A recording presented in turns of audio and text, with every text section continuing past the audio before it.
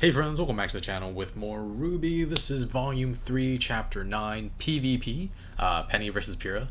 And we also have RWBY facing off against Mercury. I really want to see Yang's name cleared, but I'm just anxious about what Team Cinder has in store for the world, actually. But yeah, excited to continue. Let's get started. I pressed play. You heard me click. Just didn't go.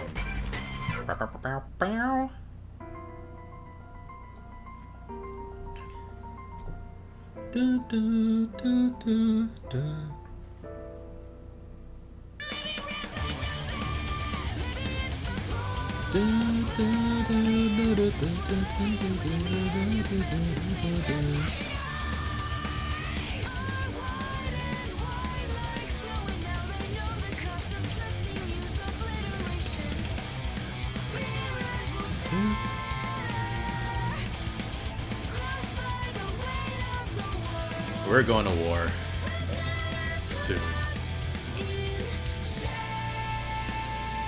I can only hope that Cinder's group doesn't succeed in whatever they're doing. But this feels like a season where they get some sort of boost, and our heroes might have to take a step back and regroup.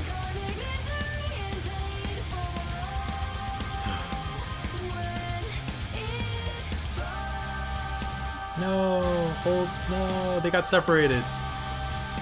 Alright.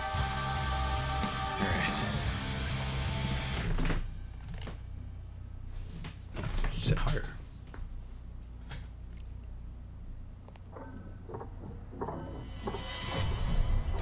Alright, it's now time to begin the randomization process for our next fight. It looks like our first contender is Penny from Atlas.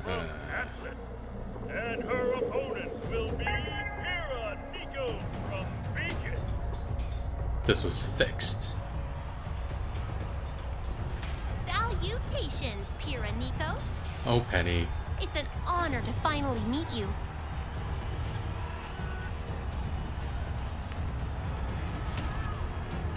This is going to be so much fun. Did she already do it? No way. Right? Mercury, what are you doing? You were hurt. Why? What's going on? Fine. If you're not going to tell me... She doesn't have her weapon with her. Fighter, are you ready?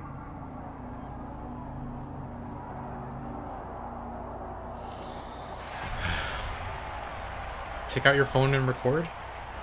3, 2, 1.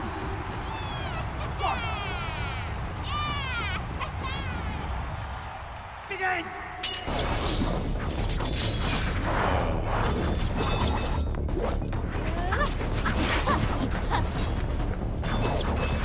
And they're coming back.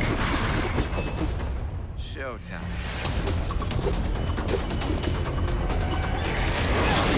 Whoa. Oh, damn. Let's just keep this between us friends. Dang it. My word! What a tremendous display by Miss Paulandina!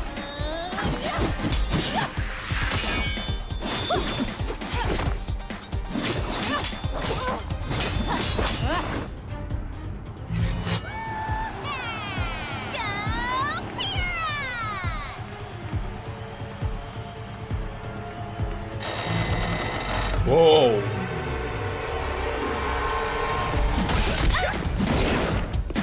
We've seen she's not great without her weapon. She's running out of there.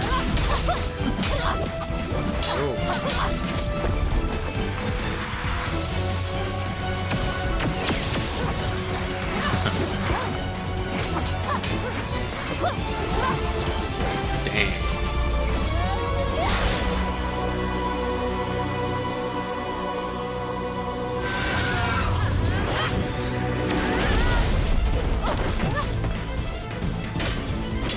Oh.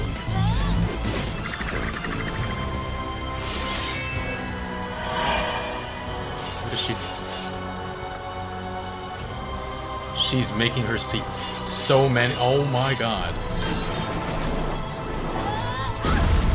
So that.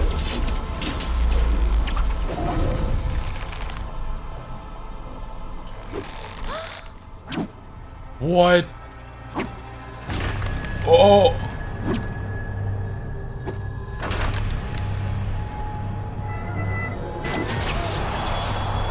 Oh.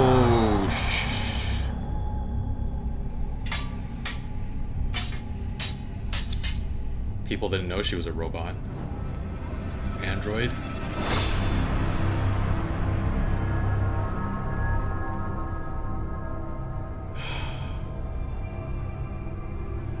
Frickin' heck.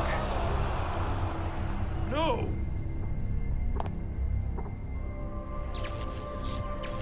Penny! Oh no.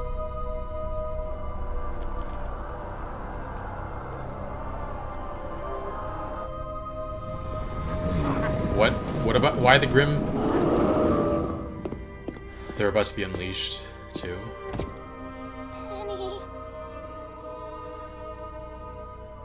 Oh no, oh no. Shh.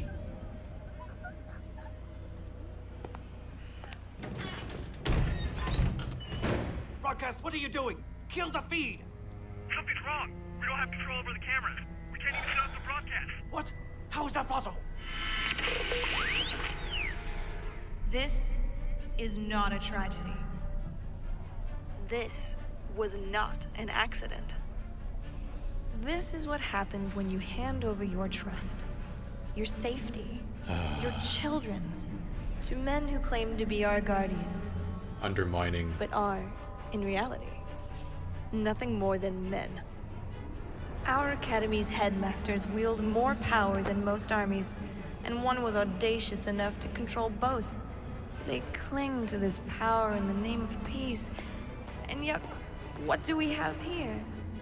One nation's attempt at a synthetic army, mercilessly torn apart by another's star pupil. What need would Atlas have for a soldier disguised as an innocent little girl? I don't think the Grimm can tell the difference. And what, I ask you, is Osmond teaching his students?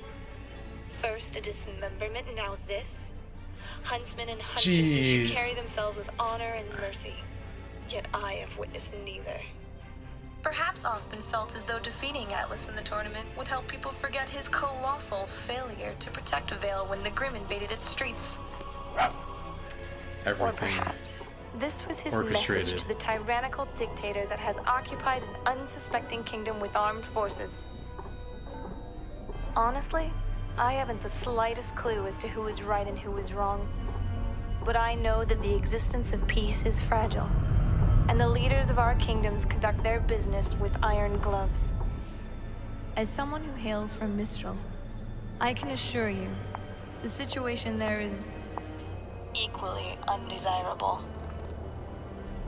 Our kingdoms are at the brink of war. Yet we, the citizens, are left in the dark. Oh.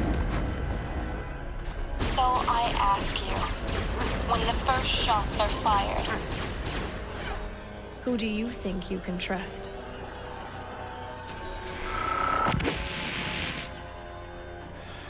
The feeds are all jammed. We can't get a message out. Will somebody tell me what in the world is happening? It's all coming together. Alert. Incoming Grimm attack. Threat level 9. Please seek shelter in a calm and orderly manner. Not gonna happen. Ladies and gentlemen, please, there is no need for panic. Small need for panic. Nevermore. How did he get past the kingdom's defenses? It wasn't alone.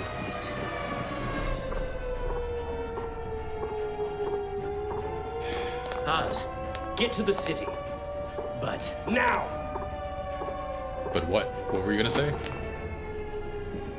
Hamburger?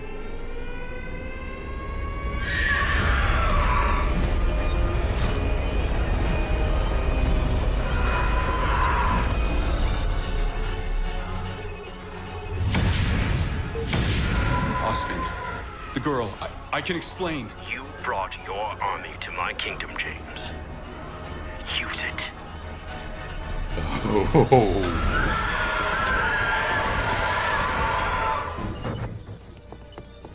Use it. Damn it! This is Blue 4. Blues 2 and 3 fall into defensive position. Roger. Blue 3 in position. Blue 2, what's your status? Blue 2, come in! Someone answer me, damn it!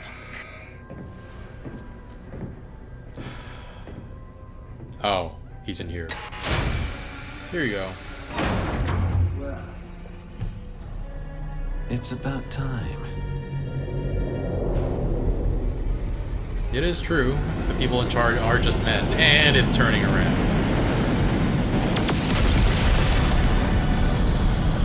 That's not what you want. That's not what you want. Oh, it is good to be back.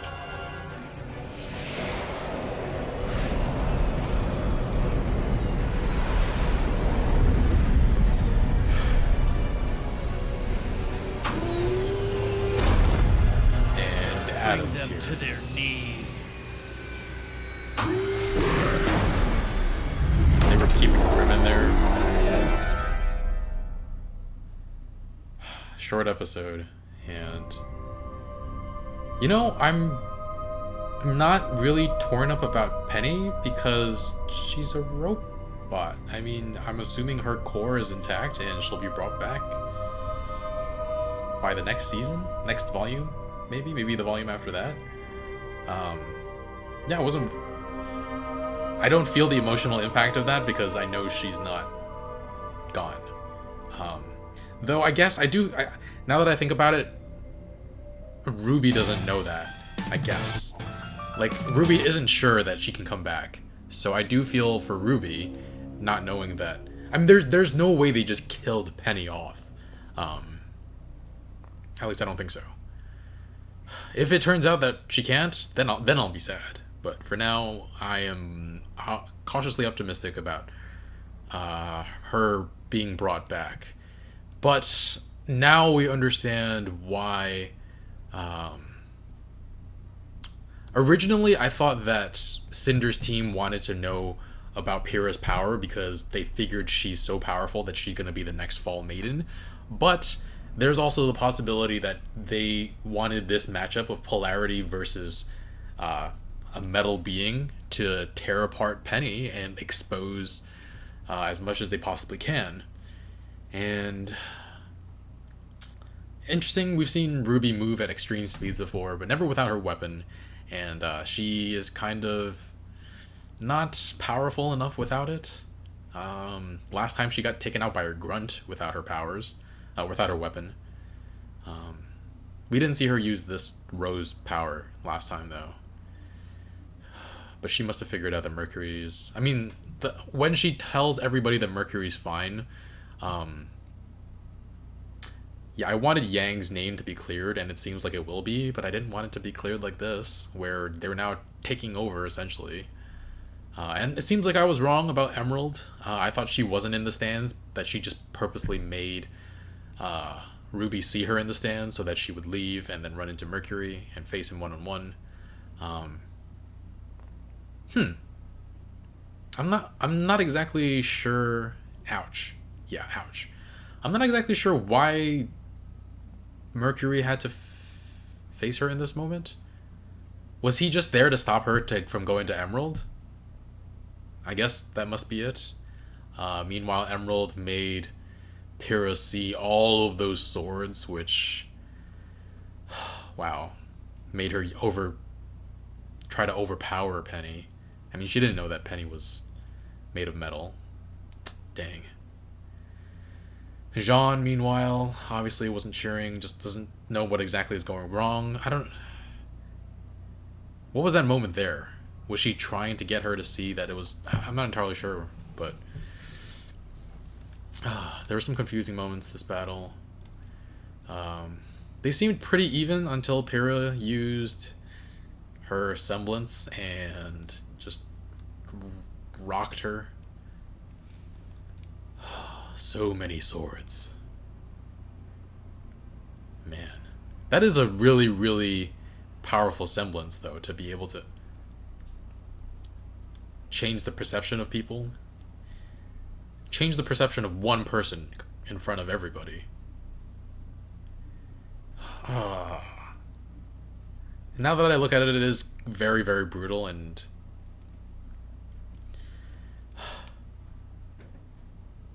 like I mentioned before, it's still possible that they wanted to get a good sense of Pyrrha's semblance, both for this fight and also because they figured she might inherit the Fall Maiden's power as well. Though they can't have known that they found some way to infuse the Fall Maiden's power into her. But yeah, Cinder's team is just so incredibly in charge. So where is her core exactly? Because getting her arms and legs and bottom half of her body like separated from the top half made her lose consciousness. Is she able to feel pain? We don't know enough about her, actually.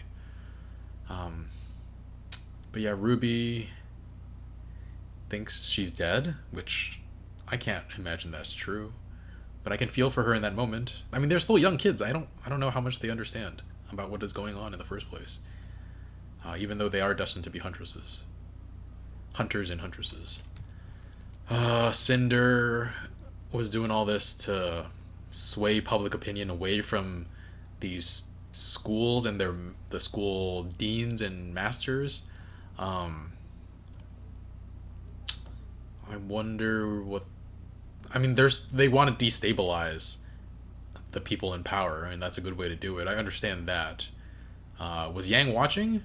She seems to be facing the window, so she might not know what's going on. Wait, did she know what's going on?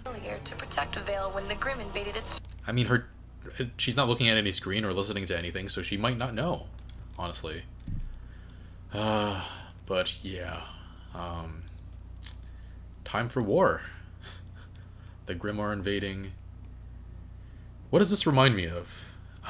There's another piece of media, I believe it was an anime, where people were in the middle of a tournament and it got interrupted for bigger reasons. Well, there's Dragon Ball Z with Gohan being taken by Spopovich or whatever. But there was another thing where a tournament got interrupted. Might have been Fairy Tail, I don't know.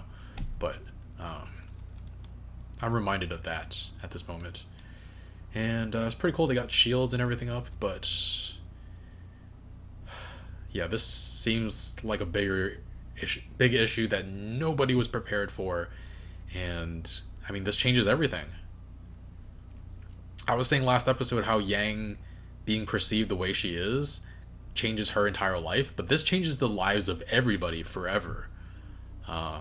Especially if they don't quell these people now, like if they don't take out Team Cinder now. And even if they do, the people in charge won't have the same trusts and power that they did before. So yeah, big shift in tone, in everything.